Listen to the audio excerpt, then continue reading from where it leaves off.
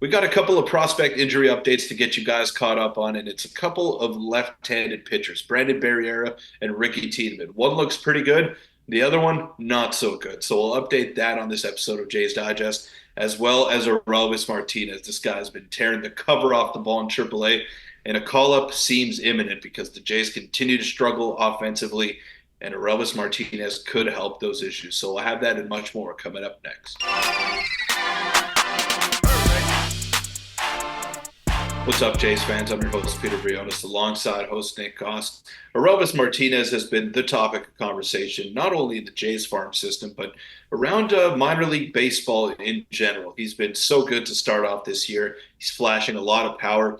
And one pretty interesting stat that we're going to touch on in this video that maybe shows that he is ready for the major leagues. And despite some defensive issues, despite some lackluster base running, the Jays need something offensively. They need a boost, whether it's power wise, whether it's just average wise. And I think Orelvis Martinez can provide in both of those categories. So, Nick, I think it's only a matter of time before he gets a shot here, especially considering the amount of struggles that the Jays lineup has had in the early portion of the season. He's been so good to start off the minor league year, and I think he deserves a shot here. Simply put, I don't care about his other issues or shortcomings. He deserves a chance because you got to see what you got in this guy sooner rather than later. And I think now is a better time to do it than never. And I think it's just the right moment for the Jays to pull the trigger on this. Yeah, they just called up Addison Barger a few days ago, so maybe they're gonna go full Bison's mode like they did last year later towards the year with Clement and all these and Schneider. But before we get into it, a quick reminder: hit the subscribe button. But Peter, let's start with a couple of injury updates, and then we'll get into Orelvis Martinez here. And this is very good news, and we also, like you mentioned in the intro, some very bad news. Regarding a couple of prospects. You can see from Keegan Matheson. So Ricky Tiedemann is meeting with team doctors in Toronto. Now this, in the update, came back 4 days ago saying he has ulnar nerve inflammation per John Schneider, and that I'm confident he'll be back soon. So Peter, this is very big news because when we saw this a few days ago, we didn't touch on it because we were a bit worried. We wanted to see and wait for what actually happens. It was an elbow issue. People were saying whether he'd be out long term. Tommy John, it is not the case. 7 to 10 days or so, and then he'll be back to throwing. This is very good news. He is our prized possession, as good as you could have asked for. But Brandon Barriera has an elbow injury. He saw Dr. Keith, and then an update came out regarding that. A couple days ago, saying that he is going to be out at least 10 to 12 months, and Tommy John surgery is to be determined. So, Peter, Brandon Barriera, very bad news. Our top prospect, Ricky Tiedemann, very, very good news. So, ups and downs here. Yeah, Barriera is an interesting one because he's still a ways away from the major leagues, so the Jays can take their time on that front, and they don't have to rush him back to game action because I still think he's a few years away from even sniffing the big league level. So we've got to wait on the Barriera front. But for Ricky Tiedemann, this has been a common theme for him. Just an injury that a nick or whatever or bruise that keeps him out for, let's say, a couple of weeks and sidetracks his development. We can't see that anymore. We need to see Ricky Tiedemann string together a few healthy starts and just stay in the lineup for an extended period of time before the Jays even consider bringing him up. Because there was talk before the season of how he would be a contributor later on in the year during the playoff push because he's got that kind of stuff and he's able to get outs at the big league level. I'm pretty sure of it. But he hasn't been able to stay healthy for an extended period of time. And that's the big concern with Ricky Tiedemann. We know how good his stuff is. We know how well that'll project to the big league level. But is he going to be able to last a full 162? We haven't seen it yet. He's still very young. He's still kind of raw as a prospect. So we got to wait and see.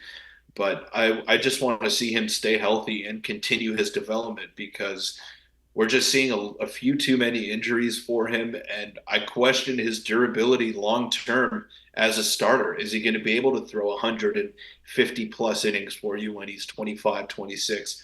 Maybe, but he hasn't shown that capability as of yet. And I'm sure the Jays want to be cautious with him. So any sort of injury that he feels or any sort of pain, they're just going to shut him down because they don't want to have a repeat of Nate Pearson and they don't want him to just not be a big leaguer or a consistent big leaguer. So I think they're being overly cautious with Ricky Tiedemann, but at a certain point, we got to see him push to the brink here and just see if he can handle it and be a major league arm in the future. Yeah, they definitely dodged a bullet, but it's something to keep an eye on because, like you mentioned, do not want to have a Nate Pearson thing happen to Ricky Tiedemann, especially because they're prized possessions. Let us know what your thoughts are on that, but let's touch on Orelvis. He is unstoppable. He's been unstoppable for the entire, really since halfway through last year when he fixes, he started off horrible, if you remember, couldn't buy a hit. I don't know, 0 for 22 or something crazy. I don't know if it was a start of the year or it was a little stretch, but now, Peter, this guy is unbelievable. And Chris Black, who has done a lot of in-depth analysis, shout out to him. He does great work.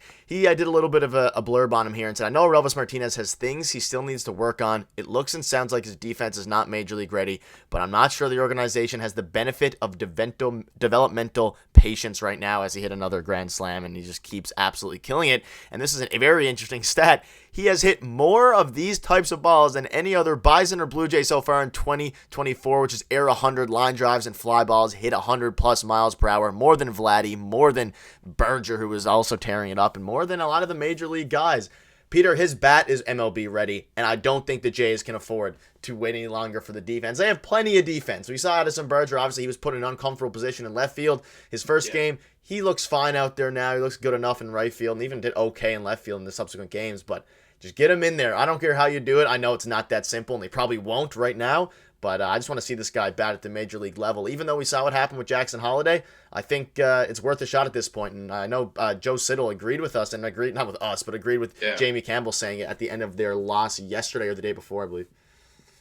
Yeah, you have nothing to lose, but we also got to remember that there's a huge gap between the pitching in AAA and Major League Baseball. Because if you pull up that list again, you're going to see Cam Eden over there, and he's in the mix with some major league names. And I don't think Cam Eden can hit 150 at the big league level, to put it quite honestly. So there is a huge difference between the arms that you're seeing on a daily basis in Buffalo and the arms that you're seeing on a daily basis in Toronto.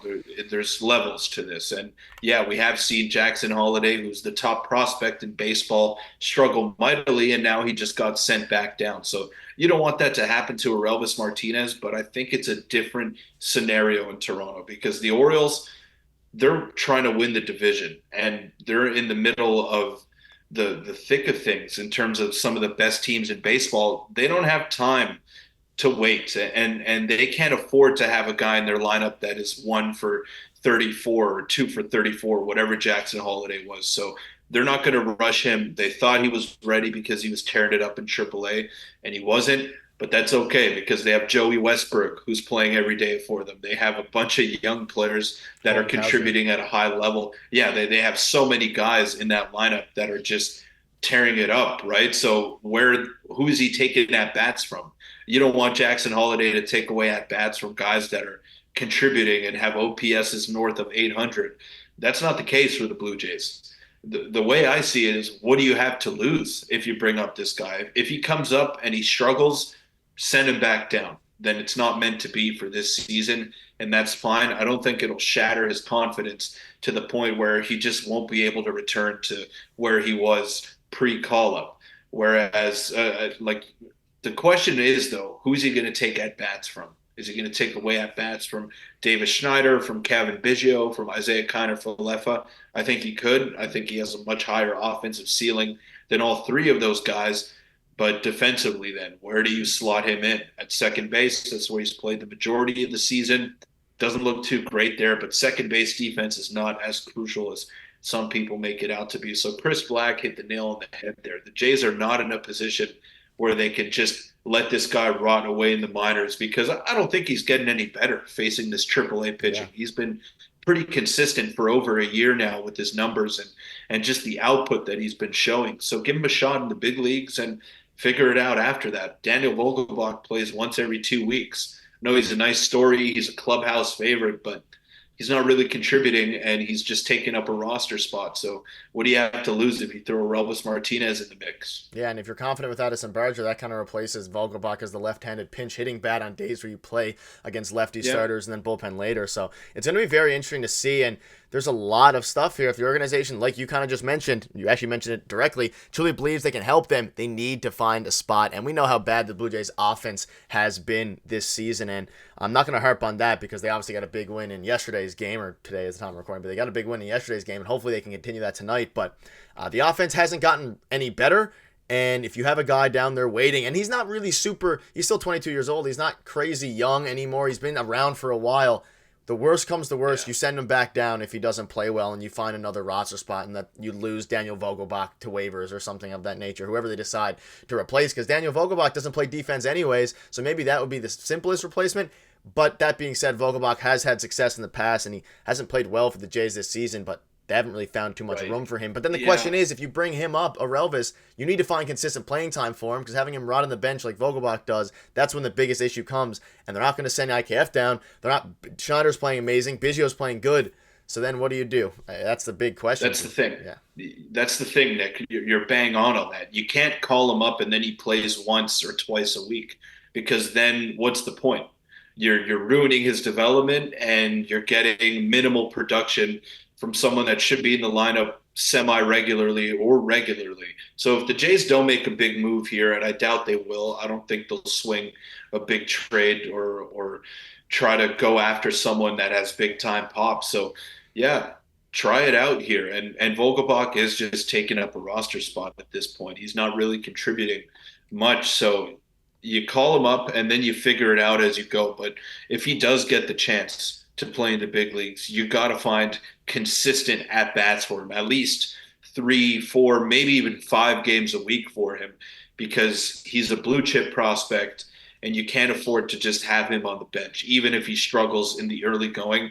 So I think he's going to get his chance pretty soon, actually. Like I know that we're all waiting for the moment and we're waiting for him to get that chance. But right now, I mean, again, I've mentioned it several times. I'm going to sound like a broken record. What do you have to lose if you're the Blue Jays front office? If he struggles, he struggles. Send him back down. But you got to at least give it a shot here, because you're not really trying anything new. You're not switching up the batting order. You're not benching some guys that are struggling. I want to see some accountability, and I want to see some guys that are worried about losing their jobs, because it doesn't seem like there's any urgency in the Blue Jays clubhouse right now. I know they won yesterday, and they looked decent against the Dodgers in the series finale, but there's no guy that is looking over his shoulder and saying, oh, wow, I'm going to lose playing time to this guy. But if you bring in Orelvis, and if he lights it up to start off, then that might light a fire under Vladdy. That might light a fire under Bo Bichette. Not necessarily going to take playing time away from those guys, but if you see a lot out of Orelvis, it might spark a fire under some veterans that are struggling right now. Yeah, and the question now is, will they do it? Because he is ready, and I think, like you mentioned, it might not be this week, it might not be next week, but it'll be very, very soon. But let us know what your thoughts are on all this, and do you think, and who do you think they should send down or put on waivers, depending who it is, in exchange for Orelvis Martinez. But thank you guys for watching, and hopefully I bring good luck to the Jays tonight against the Kansas City Royals, because I will be there, and hopefully the offense gets going. If you want to check out a video from yesterday, click on your screen now. See you tomorrow.